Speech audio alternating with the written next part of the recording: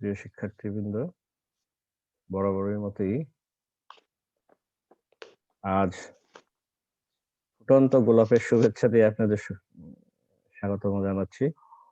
নতুন সংযোজন করলাম, এর আগে ভিডিও সংযোজন করিনি কোনো স্লাইডে। আজকে ভিডিও সংযোজন করে স্বাগতম জানাচ্ছি আপনাদের। শিক্ষক পরিচিতি, পাঠ পরিচিতি। আমরা পড়ছিলাম ব্যবস্থাপনা তথ্য পদ্ধতি। আজকে অধ্যায় 2 সফটওয়্যার এবং প্রোগ্রামিং। অধ্যায় 2 এ 4টি অংশ আছে। 2.1 আছে সফটওয়্যার, 2.2 এ আছে সিস্টেম সফটওয়্যার এবং 2.3 এ আছে অ্যাপ্লিকেশন সফটওয়্যার। সর্বশেষ 2.4 এ আছে পিসি টুলস। সেই প্রথমে 2.1 এ সফটওয়্যার। সফটওয়্যার এই অধ্যায়টা পড়লে আপনি যা জানতে পারবেন, সফটওয়্যার কি সেটা বলতে পারবেন, সফটওয়্যারের প্রকারভেদ সম্পর্কে বলতে পারবেন, সিস্টেম সফটওয়্যার এবং অ্যাপ্লিকেশন সফটওয়্যারের মধ্যেকার সম্পর্ক বলতে পারবেন।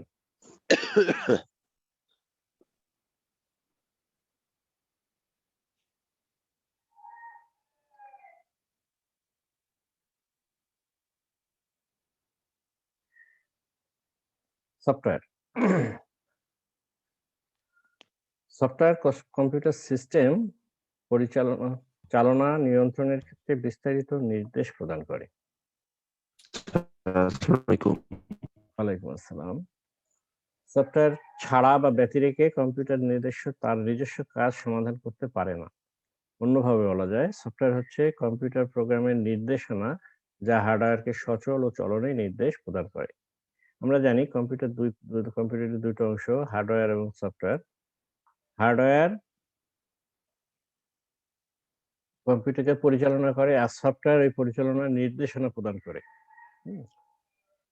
তাহলে সফটওয়্যারটা হলো কম্পিউটারের হার্ডওয়্যারের সঙ্গে একটা কমান্ডিং প্রসেস, অর্থাৎ হার্ডওয়্যার কিভাবে কাজ করবে, কোন কোন প্রয়োজনগুলো আমাদের প্রয়োজনগুলো মিট হবে, সেই সম্পর্কে নির্দেশনাই হলো কম্পিউটারের সফটওয়্যার। সফটওয়্যার মূলত 3 ধরনের কাজ সম্পাদন করে থাকে। প্রতিষ্ঠানের কম্পিউটার সম্পদের সুষ্ঠু ব্যবস্থাপনা, 2 নম্বর কম্পিউটার সম্পদ হতে সুবিধা আদায়ের লক্ষ্যে প্রয়োজনীয় উপকরণ সরবরাহ, এবং 3 নম্বর হলো প্রতিষ্ঠান এবং সংরক্ষিত তথ্যের ওয়ালাইকুম আসসালাম। হ্যাঁ, 3 নম্বর হলো প্রতিষ্ঠান এবং সংরক্ষিত তথ্যের মধ্যস্থতাকারী হিসেবে কাজ করা। তাহলে কম্পিউটারের মধ্যে যে তথ্যগুলো থাকবে, এই তথ্যগুলো এবং প্রতিষ্ঠানের সঙ্গে তারা সফটওয়্যারটা মধ্যস্থকারী হিসেবে কাজ করে, অর্থাৎ প্রতিষ্ঠানের প্রয়োজনে কোন তথ্যের দরকার, কখন দরকার, এটা সফটওয়্যার দ্বারাই সম্ভব।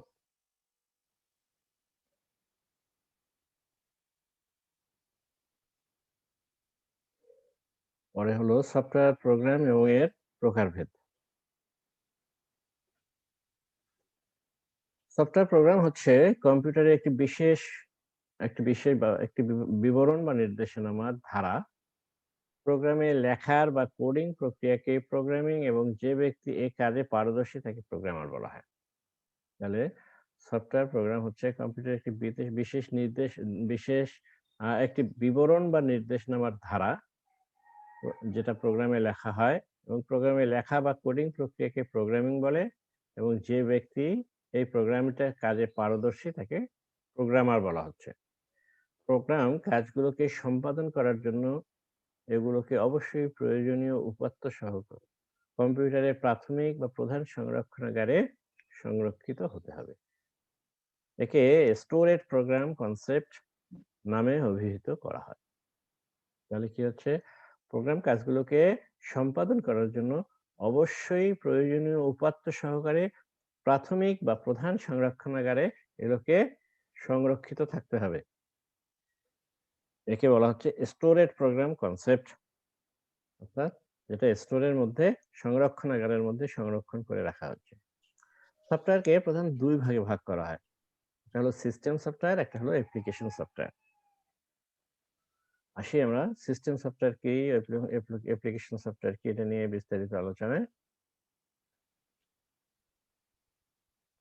সিস্টেম সফটওয়্যার হচ্ছে কম্পিউটারের সম্পদের সুষ্ঠু ব্যবস্থাপনা নিশ্চিত করার প্রক্রিয়া। কয়েকটি প্রোগ্রামকে সাধারণকরণের মাধ্যমে এই প্রক্রিয়া ব্যবস্থা নিশ্চিত করা হয়। উদাহরণস্বরূপ বলা যায় যে সেন্ট্রাল প্রসেসর, কমিউনিকেশন লিঙ্কস ও পেরিফেরাল ডিভাইসের সুষ্ঠু ব্যবস্থা সিস্টেম সফটওয়্যার নিশ্চিত করে। অ্যাপ্লিকেশন সফটওয়্যার কম্পিউটারে প্রয়োগ করা হয় একটি নির্দিষ্ট কাজ সম্পাদনের উদ্দেশ্যে। যে সফটওয়্যার নির্দেশ প্রক্রিয়াকরণের কাজে ব্যবহৃত হয় তাকে অ্যাপ্লিকেশন সফটওয়্যার বলে। এই প্রোগ্রামগুলো লেখা বা কোডিং করা হয় নির্দিষ্ট একটি অ্যাপ্লিকেশনের জন্য, যার দ্বারা ব্যবহারকারী তার নির্দিষ্ট কাজ সম্পাদন করতে পারে। তাহলে সিস্টেম সফটওয়্যারটা সম্পূর্ণ কম্পিউটারকে পরিচালনা করে। যেমন উইন্ডোজ অপারেটিং সিস্টেম, লিনাক্স, এগুলো হলো সিস্টেম সফটওয়্যার। তাহলে পুরো কম্পিউটারকে এটা পরিচালনা করে সিস্টেম সফটওয়্যার। আর অ্যাপ্লিকেশন সফটওয়্যার হলো এই ছোট ছোট নির্দিষ্ট কাজের জন্য, যেমন আমরা লেখালেখি করার জন্য মাইক্রোসফট ওয়ার্ড, হুম, তারপরে এক্সেলে কাজ করার জন্য মাইক্রোসফট এক্সেল, তারপরে কোনো গ্রাফিক্স ডিজাইনের জন্য অ্যাডোব ফটোশপ, তারপরে উম কোনো ইয়ের জন্য আপনার টেকনিক্যাল কাজ, অর্থাৎ আর্কিটেক্ট ডিজাইনের অটোক্যাড, এই সফটওয়্যার গুলোকে বলা হচ্ছে অ্যাপ্লিকেশন সফটওয়্যার। সিস্টেম ও অ্যাপ্লিকেশন সফটওয়্যার একে অপরের সাথে সম্পর্কিত। সিস্টেম সফটওয়্যার হার্ডওয়্যারকে চারপাশ থেকে ঘিরে রাখে এবং একে নিয়ন্ত্রণ করে।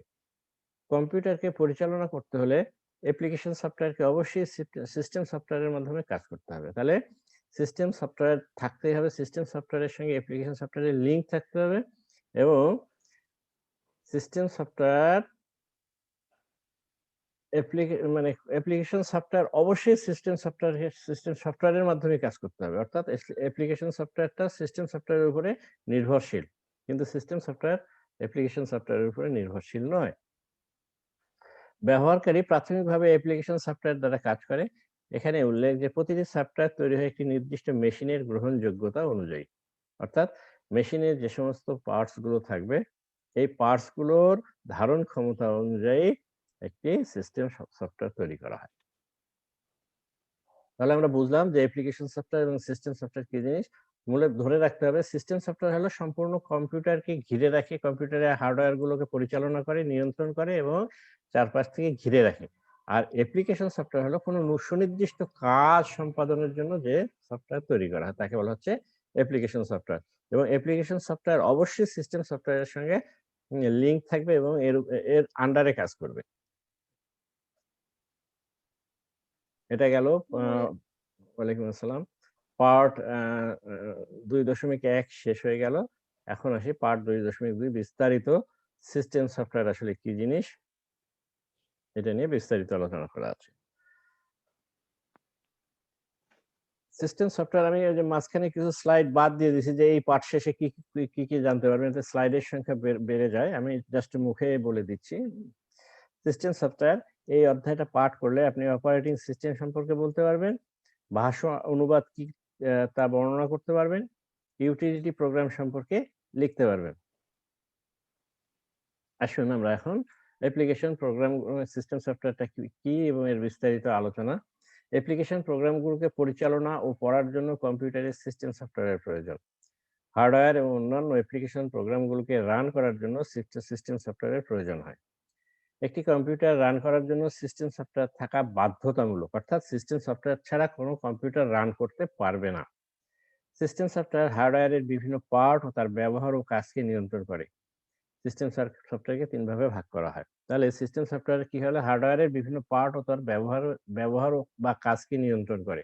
যেমন প্রসেসর কত স্পিডে কাজ করবে, কোন তথ্যগুলোকে প্রসেস করবে, এটা সিস্টেম সফটওয়্যারের মাধ্যমেই নিয়ন্ত্রণ করা হয়। র‍্যাম কত দ্রুত কাজ করবে, কতটুকু র‍্যান্ডম অ্যাক্সেস করবে, তারপরে রিড অনলি মেমোরি, রমের কতটুকু আমাদের ধারণ ক্ষমতা দরকার, কোন কাজগুলো রম আমাদের কম্পিউটারকে সাপোর্ট দেবে, এগুলো সম্পূর্ণটাই সিস্টেম সফটওয়্যার নিয়ন্ত্রণ করে থাকে। সিস্টেম সফটওয়্যারকে ৩ ভাবে ভাগ করা হয়: operating system, ২ number language translator, ৩ number utility program. এখন আসি অপারেটিং সিস্টেমটা কি জিনিস? যে সফটওয়্যার অনেকগুলো প্রোগ্রামের মধ্যে সমন্বয় সাধন করে কম্পিউটারের সকল কাজকে নিয়ন্ত্রণ করে তাকে অপারেটিং সিস্টেম বলে। অপারেটিং সিস্টেম মূলত অ্যাপ্লিকেশন প্রোগ্রামগুলোকে পরিচালনা করে, কম্পিউটারের হার্ডওয়্যারগুলোর মধ্যে সমন্বয় সাধন করে। কম্পিউটার চালানোর মূল শক্তি হচ্ছে অপারেটিং সিস্টেম। এটা ব্যতীত কম্পিউটার চালনা করা যায় না। উইন্ডোজ, ডস, ইউনিক্স, লিনাক্স এগুলোকে বলা হচ্ছে যখন কতগুলো জনপ্রিয় অপারেটিং সিস্টেম। আসি অপারেটিং সিস্টেমের কাজ। অপারেটিং সিস্টেম ৩ ধরনের কাজ সম্পাদন করে। ১ নম্বর হলো সম্পদের বন্টন। অ্যাপ্লিকেশনের কাজগুলো সম্পাদনের উদ্দেশ্যে সারিবদ্ধভাবে অপেক্ষমান থাকে এবং অপারেটিং সিস্টেম ওই সমস্ত কাজগুলো সুষ্ঠুভাবে সম্পাদনের জন্য প্রয়োজনীয় সম্পদের বন্টন করে থাকে। ২ নাম্বার তালিকাকরণ। আমরা কিন্তু অপারেটিং সিস্টেম নিয়েই আলোচনা করছি, হ্যাঁ? একটি কম্পিউটার হাজারো কাজের হাজার অংশ দ্রুতভাবে সম্পন্ন করতে পারে এবং একই সঙ্গে সম্পন্ন করতে পারে। অপারেটিং সিস্টেম নির্ধারণ করে কখন কোন কাজের তালিকা ও সমন্বয় করতে হবে। এই তালিকাকরণ ও সমন্বয়ের ফলে বিভিন্ন অংশ একই সময়ের ভেতরে সম্পন্ন করতে পারে। যেমন যখন একটি প্রোগ্রাম সম্পাদিত হতে থাকে তখন অপারেটিং সিস্টেম একটি তালিকা তৈরি করে কখন কোন ইনপুট ও আউটপুট ব্যবহারের প্রয়োজন আছে। তাহলে অপারেটিং সিস্টেম ৩ ধরনের কাজ করছে। একটা হলো সম্পদের বন্টন, আরেকটা তালিকাকরণ, ৩ নাম্বার হলো মনিটরিং।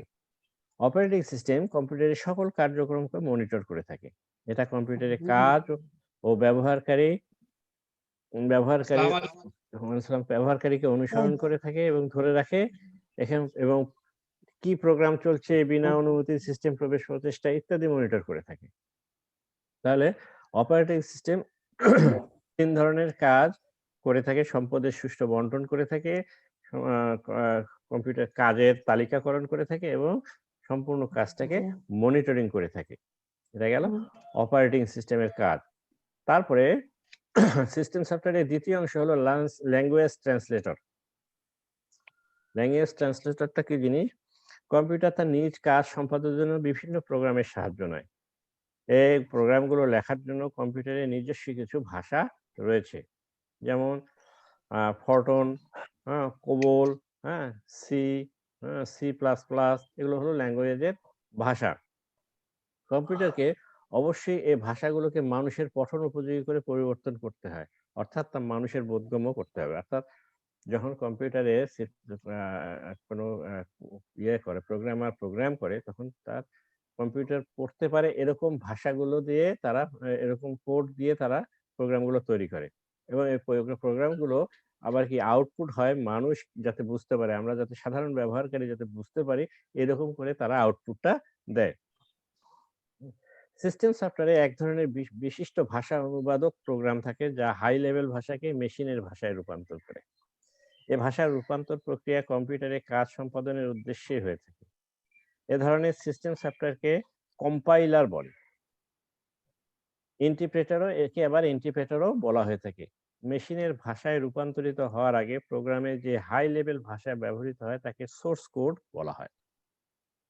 কম্পাইলার যখন সোর্স কোডকে মেশিন কোডে রূপান্তর করে তখন তাকে অবজেক্ট কোড বলে। কম্পিউটার তার কার্য সম্পাদনের আগে অবজেক্ট কোড মডিউলগুলো অন্যান্য অবজেক্ট কোড মডিউলের সাথে একটি প্রক্রিয়ার মাধ্যমে যোগ দেয়।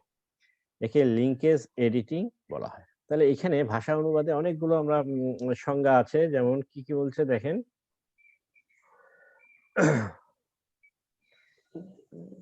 সিস্টেম সফটওয়্যারে এক ধরনের বিশিষ্ট ভাষা অনুবাদক প্রোগ্রাম থাকে যা হাই লেভেল ভাষাকে মেশিনের ভাষায় রূপান্তর করে। এ ভাষার রূপান্তর প্রক্রিয়া কম্পিউটারে কার্য সম্পাদনের উদ্দেশ্যে হয়ে থাকে। এ ধরনের সিস্টেম সফটওয়্যারকে কম্পাইলার বলা হচ্ছে অথবা ইন্টারপ্রেটর বলা হচ্ছে। মেশিনের ভাষায় রূপান্তরিত হওয়ার আগে প্রোগ্রামে যে হাই লেভেল ভাষা ব্যবহৃত হয় তাকে সোর্স কোড বলে। মেশিনের ভাষায় রূপান্তরিত হওয়ার আগে প্রোগ্রামের যে কম্পাইলার যখন সোর্স কোডকে মেশিন কোডে রূপান্তর করে তখন তাকে অবজেক্ট কোড বলে। তাহলে এখানে আমরা পেলাম কি যে কম্পাইলার বা ইন্টারপ্রেটর, তারপরে সোর্স কোড, আর হলো অবজেক্ট কোড। কম্পিউটার তার কাজ সম্পাদনের পূর্বে অবজেক্ট কোড মডিউলগুলো অন্যান্য অবজেক্ট কোড মডিউলের সাথে একটি প্রক্রিয়ার মাধ্যমে যোগ দেয়। একে লিঙ্কেজ এডিটিং বলে। কম্পিউটার প্রকৃতপক্ষে যা সম্পাদন করে তা লোড মডিউলের ফলাফল।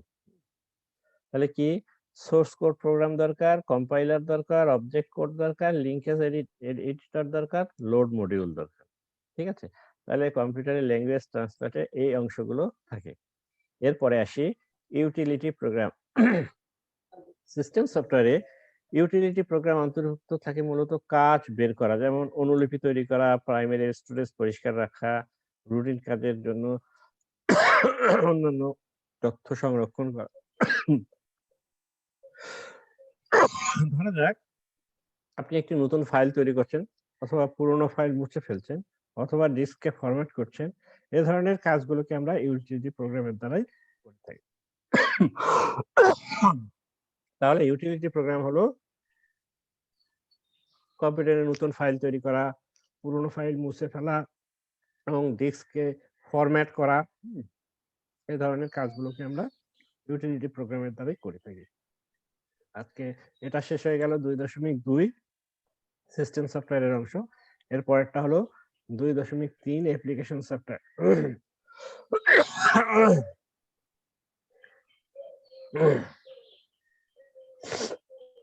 আমরা এর আগে পড়েছি যে অ্যাপ্লিকেশন সফটওয়্যার হচ্ছে কতগুলো প্রোগ্রামের সমষ্টি যা সরাসরিভাবে কোনো নির্দিষ্ট কাজের জন্য ব্যবহৃত হয়। অ্যাপ্লিকেশন সফটওয়্যার তৈরির ক্ষেত্রে বিভিন্ন ধরনের ভাষা ব্যবহৃত হয়। প্রতিটি ভাষারই রয়েছে বিভিন্ন ধরনের সুবিধা ও অসুবিধা। Application software operating system, system utility, programming ভাষা ইত্যাদি থেকে ভিন্ন। দুঃখিত, আমি একটু মনে হয় ইয়াতে পড়ে গেছি। তাহলে সিস্টেম সফটওয়্যারে যে ভাষা ব্যবহার হয়, অ্যাপ্লিকেশন সফটওয়্যারের ভাষাটা তার থেকে একটু আলাদা। এই সফটওয়্যার সাধারণত সাধারণ ব্যবহারকারীকে টেক্সট, সংখ্যা কিংবা ছবি দিয়ে বিভিন্ন কাজ করার সুবিধা দেয়। হ্যাঁ, একটু শুনতে সমস্যা হয় স্যার। সমস্যা হচ্ছে এখন? জি স্যার, একটু শুনতে সমস্যা হয়। আর আপনি স্যার স্ক্রিনে যে বইটা দিচ্ছেন, এটা কোন বই স্যার? এটা কি আমাদের এমবিএ এর অফিসের বই? হ্যাঁ, হ্যাঁ, হ্যাঁ, অফিসের বই। আমি তো ইবুক থেকে প্রিন্ট দিয়েছি, কিন্তু মিলতেছে না স্যার আপনার সাথে আমার। বলেন কি? আমি তো এর আগের ব্যাচেও তো এই বইটাই পড়িয়েছি। ওখানে এই বুকে তো এই বইটাই আছে দেখলাম। আচ্ছা, আচ্ছা। ম্যানেজমেন্ট ইনফরমেশন সিস্টেম, আজকে অধ্যায় 2। মিলছে না? আপনার বইটাতে দেখেন তো অধ্যায় 2 তে কি আছে? দেখতেছি, কিন্তু স্যারের সংক্ষেপ করা আছে। না, আমি তো স্যারের সংক্ষেপ করা আছে একটু। ডিটেইলস দিয়ে স্যারের করছি না। সংক্ষেপ করা আছে। মূলগুলো ঠিক আছে, মূল ঠিক আছে। এই তো ঠিক আছে। তো যে অ্যাপ্লিকেশন সফটওয়্যার হচ্ছে কতগুলো প্রোগ্রামের সমষ্টি যা সরাসরিভাবে কোনো নির্দিষ্ট কাজের জন্য ব্যবহৃত হয়। প্রথম লাইন তো ঠিকই আছে। আমি মানে জিস্ট অংশগুলো 2.3 হ্যাঁ, হ্যাঁ, জি, জি, জি। জিস্ট স্যারের শুধু অংশগুলো মেইন পয়েন্ট গুলো। হ্যাঁ, রাইট। অত ডিটেইলস না করে, কারণ এই 1 ঘন্টার মধ্যে এত ডিটেইলস হয় না। আপনাদের এই জন্য আকরাজুল ভাই, হ্যালো। জি, শুনতে পাচ্ছি। ভাই শুনেন, ওই স্যার শুধু মেইন পয়েন্ট, টপিকস পয়েন্ট গুলো তুলে ধরছে। সবগুলো ধরলে তো বুঝতে পারছি। স্লাইড বেশি হয়ে যায়। হ্যাঁ, আর না, পরে বুঝতে সামারি পারছি। গুলো। হ্যাঁ, হ্যাঁ। ঠিক আছে। মেন যে মানে please, অর্থাৎ যেগুলো আপনি জানলে না জানলেই নয় সেগুলো।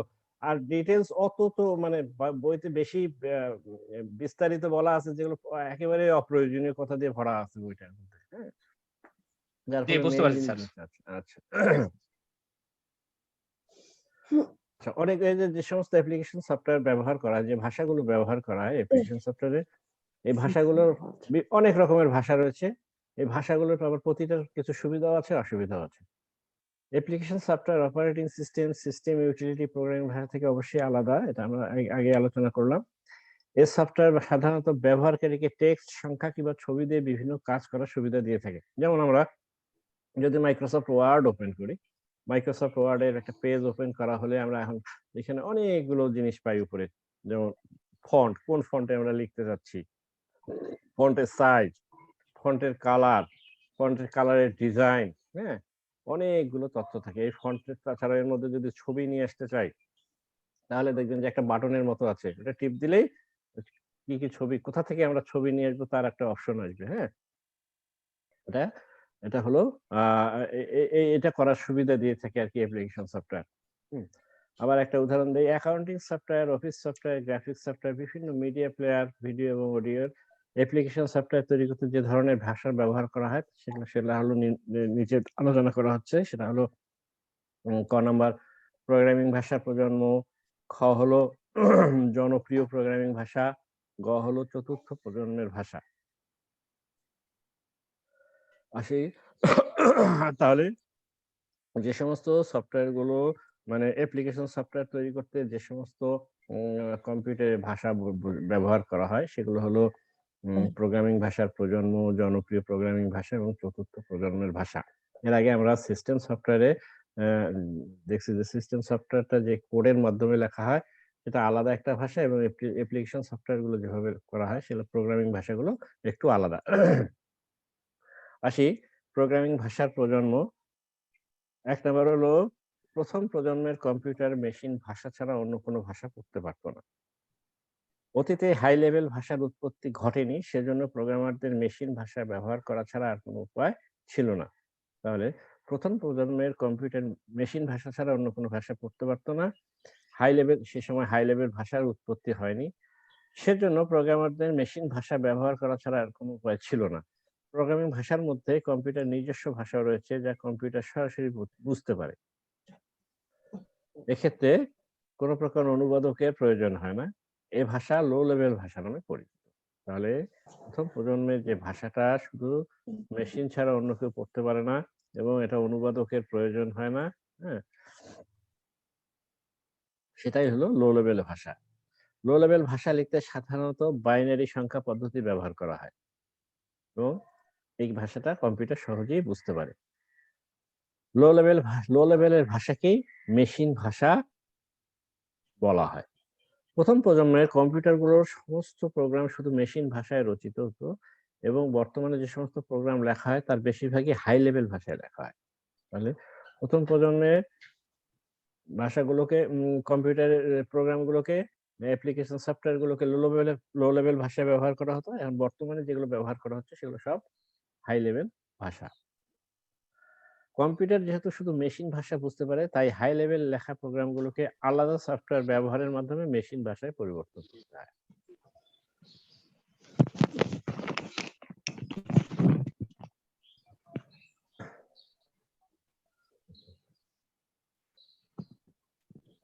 এরপরে আসি জনপ্রিয় প্রোগ্রামিং ভাষা। এরপরে আসি হাই লেভেল ভাষা। হ্যাঁ?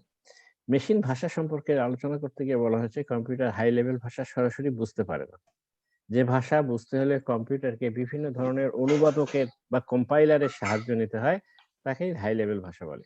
যেমন ফোরট্রন, বেসিক, সি ইত্যাদি হাই লেভেল ভাষা লেখার ক্ষেত্রে ইংরেজি বর্ণমালা ও ডেসিমেল সংখ্যা পদ্ধতি ব্যবহার করা হয়। প্রোগ্রামার খুব সহজেই এই ভাষা বুঝতে, লিখতে ও পড়তে পারে। এই ভাষার ক্ষেত্রে প্রোগ্রামের বাইনারি সম্পর্কে জ্ঞান না থাকলেও চলে। তুলনামূলকভাবে অ্যাসেম্বলি ভাষা থেকে হাই লেভেল ভাষা বুঝতে সুবিধা হয়। এ ভাষা রচনার ক্ষেত্রে সময়েরও সাশ্রয় ঘটে। আচ্ছা, আমাদের টাইম শেষ হয়ে যাচ্ছে। এরপরে আবার ঢুকবো কিন্তু, হ্যাঁ? আপনারা চলে যায়েন না। Okay sir. এটা গেল হাই লেভেল ভাষা। এরপরে আসি জনপ্রিয় প্রোগ্রামিং ভাষা। সকল ব্যবস্থাপক প্রোগ্রামার হিসেবে সুদক্ষ হবার প্রয়োজন নয়। অর্থাৎ কোনো প্রতিষ্ঠানের সকল ব্যবস্থাপক কম্পিউটারের প্রোগ্রামার হিসেবে তাদের মানে সুদক্ষ হওয়ার দরকার হয় না। কিন্তু তাদের অবশ্যই বুঝতে হবে কিভাবে সফটওয়্যার অ্যাপ্লিকেশন মূল্যায়ন করতে হবে। সংগঠনের উদ্দেশ্য অর্জনের জন্য কোন ধরনের প্রোগ্রামিং ভাষা নির্বাচন করা যুক্তিযুক্ত হবে এটা নিয়ে আমরা এখন আলোচনা করব। এর মধ্যে প্রথমটা হলো অ্যাসেম্বলি ভাষা।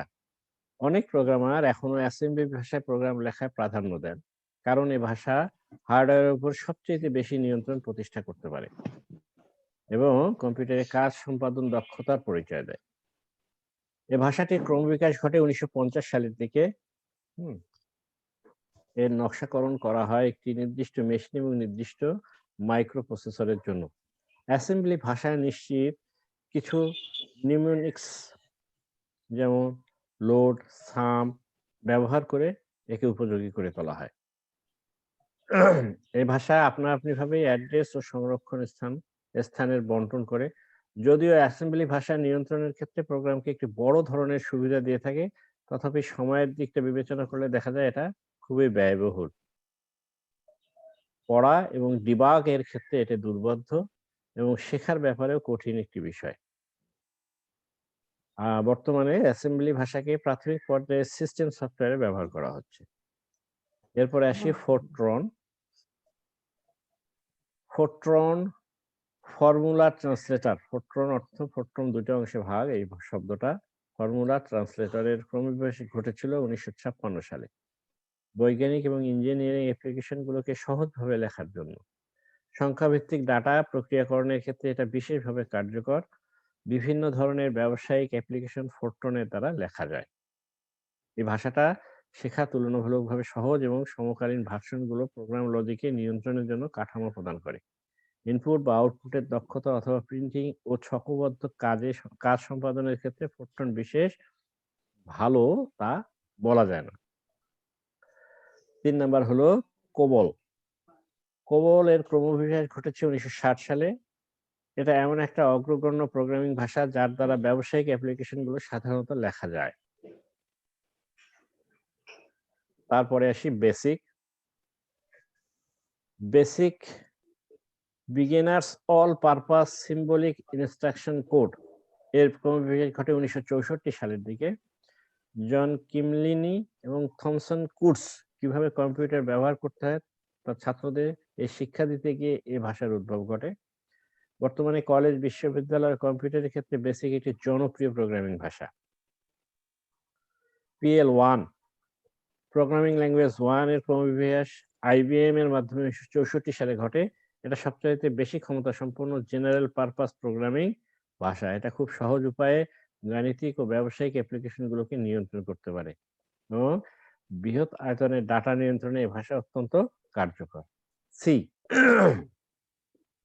1970 সালের দিকে এটি এবং TS বেল ল্যাবে এই ভাষার ক্রমবিকাশ ঘটে। এই ভাষা দিয়ে বেশিরভাগ ইউনিক্স অপারেটিং সিস্টেম লেখা হয়েছে।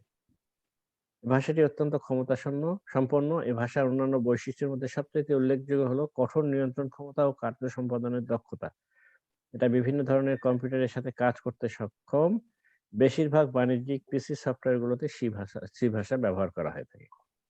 গেল এটা ক্ষয়ের কাজ শেষ। আমাদের আসি গ, চতুর্থ প্রজন্মের ভাষা।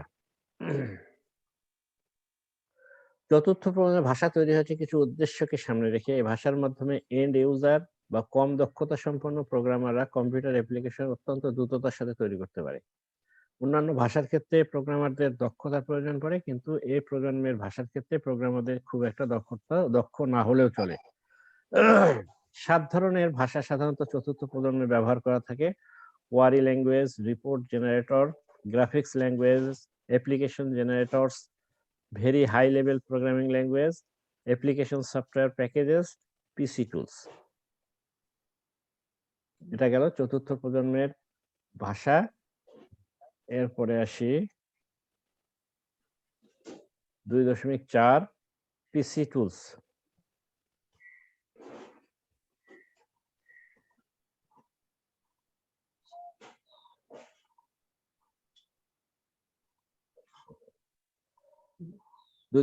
এবং এই চ্যাপ্টারের শেষ অংশ পিসি টুলস। এই পাঠ শেষে আপনি ওয়ার্ড প্রসেসিং, স্প্রেডশিট এবং ডাটা ব্যবস্থাপনা সফটওয়্যার সম্পর্কে লিখতে পারবেন। ইন্টিগ্রেটেড সফটওয়্যার প্যাকেজ এবং সফটওয়্যার স্যুট সম্পর্কে বলতে পারবেন। নতুন সফটওয়্যার টুলস এবং অ্যাপ্রোচ সহ HTML এবং XML কি তা বলতে পারবেন। অত্যন্ত জনপ্রিয় কিছু চতুর্থ প্রজন্ম টুলস রয়েছে যা তৈরি হয়েছে পার্সোনাল কম্পিউটারের জন্য, বিশেষত ওয়ার্ড প্রসেসিং, স্প্রেডশিট, ডাটা ব্যবস্থাপনা, গ্রাফিক্স, ইন্টিগ্রেটেড, কয়েকটি একসাথে একত্রিত সফটওয়্যার প্যাকেজ এবং ওয়েব ব্রাউজার, গ্রুপ ওয়ার। প্রথম আমরা এখন এই বিষয়গুলো নিয়ে আলোচনা করব। প্রথমটা হলো word processing software. Word processing software কাগজের পরিবর্তে কম্পিউটারে বৈদ্যুতিকভাবে টেক্সট ডাটা সংরক্ষণ করে। এই সফটওয়্যার ব্যবহারকারীদের ডকুমেন্টে পরিবর্তন সাধন করার সুযোগ থাকে। কোনো ডকুমেন্ট সংশোধন, সংরক্ষণ, তারপরে পরিমার্জন, আবার নতুন করে টাইপ করার প্রয়োজন হয় না পুরোটা। এটা বিভিন্নভাবে এটাকে ডিলিট করে সংরক্ষণ করা হয়, কপি করা যায়। এই সফটওয়্যারে ফরম্যাট অপশন রয়েছে যার মাধ্যমে লাইন স্পেসিং, মার্জিন এবং কলামের প্রশস্ত পরিবর্তন করা যায় অনায়াসেই। মাইক্রোসফট ওয়ার্ড ও ওয়ার্ড পারফেক্ট হচ্ছে সবচেয়ে জনপ্রিয় ওয়ার্ড প্রসেসিং প্যাকেজ। এরপরে আসি স্প্রেডশিট। একে ইলেকট্রনিক স্প্রেডশিটও বলা হয়ে থাকে। এই সফটওয়্যার গতানুগতিক আর্থিক টুলস যেমন হিসাব রক্ষকের কলামনার প্যাড, পেন্সিল ও ক্যালকুলেটরের কম্পিউটার ভার্সন দিয়ে কাজ করার সুবিধা প্রদান করে। একটি বৈদ্যুতিক স্প্রেডশিট সজ্জিত থাকে কলাম ও রো এর গ্রিড দ্বারা। স্প্রেডশিটের সবচেয়ে বড় বৈশিষ্ট্য হচ্ছে যখন একটি ভ্যালুর পরিবর্তন করা হয় তখন সংশ্লিষ্ট অন্যান্য ভ্যালুগুলো আবার নিজে থেকে হিসাব কষে সঙ্গে সঙ্গে পরিবর্তন করে ফেলে নিজেদেরকে। স্প্রেডশিট ওই সমস্ত অ্যাপ্লিকেশনের জন্য খুবই মূল্যবান যেখানে অনেক হিসাব কষার ব্যাপার থেকে থাকে। তারপরে আসি ডাটা ব্যবস্থাপনা সফটওয়্যার। যদিও স্প্রেডশিট প্রোগ্রাম ডাটা নিয়ন্ত্রণের জন্য একটি শক্তিশালী টুলস, কিন্তু ডাটা ব্যবস্থাপনা সফটওয়্যার তার চেয়ে বেশি উপযোগী তালিকা তৈরি ও দক্ষতার সাথে নিয়ন্ত্রণ করে। সেই সাথে এই প্রোগ্রাম বিভিন্ন ফাইল থেকে তথ্যের সংযুক্তি ঘটাতেও বিশেষ পারদর্শী। পিসি ডাটাবেস ব্যবস্থাপনা প্যাকেজে কিছু বিশেষ প্রোগ্রামিং বৈশিষ্ট্য ও সহজ উপায়ে শিক্ষার মেনু আছে, যার মাধ্যমে বিশেষজ্ঞ নন এমন ব্যক্তিও খুব সহজেই ছোটখাটো তথ্য ব্যবস্থা তৈরি করতে পারেন। এর পরেরটা হলো ইন্টিগ্রেটেড সফটওয়্যার প্যাকেজ বা software suite. Integrated software package হচ্ছে অনেকগুলো গুরুত্বপূর্ণ পিসি সফটওয়্যার প্যাকেজের কার্যাবলীর একত্রীকরণ। অর্থাৎ ইন্টিগ্রেটেড সফটওয়্যার প্যাকেজ কয়েকটি সফটওয়্যারকে একটি প্যাকেজের মধ্যে নিয়ে আসে। যেমন ওয়ার্ড প্রসেসিং, স্প্রেডশিট, গ্রাফিক্স এবং ডাটা ব্যবস্থাপনা প্রোগ্রামকে একটি প্যাকেজের মধ্যে নিয়ে আসা, এটাকে বলা হচ্ছে মাইক্রোসফট অফিস। ইন্টিগ্রেশনের মাধ্যমে স্প্রেডশিট অতিরিক্ত ডাটা অন্তর্ভুক্তি এবং এদের রক্ষণাবেক্ষণের সমস্যাগুলোকে সহজেই সমাধান করা যায়। ইন্টিগ্রেটেড সফটওয়্যার প্যাকেজকে এক ধরনের অ্যাপসও বলা যেতে পারে। যদিও তারা অনেক কাজই ভালোভাবে সমাধান করতে পারে, তারপরও সাধারণত এদের একক উদ্দেশ্য প্যাকেজ হিসেবে কাজ করার মতো সমান ক্ষমতা ও গভীরতা থাকে না। ইন্টিগ্রেটেড সফটওয়্যার প্যাকেজ এবং সফটওয়্যার স্যুটের মধ্যে কিছু পার্থক্য রয়েছে। সফটওয়্যার স্যুট কতগুলো অ্যাপ্লিকেশন সফটওয়্যারের সংগ্রহ থাকে এবং ইউনিট হিসেবে ধরা হয় এবং বিক্রয় করা হয়। মাইক্রোসফট অফিস 2019 এর একটি উদাহরণ।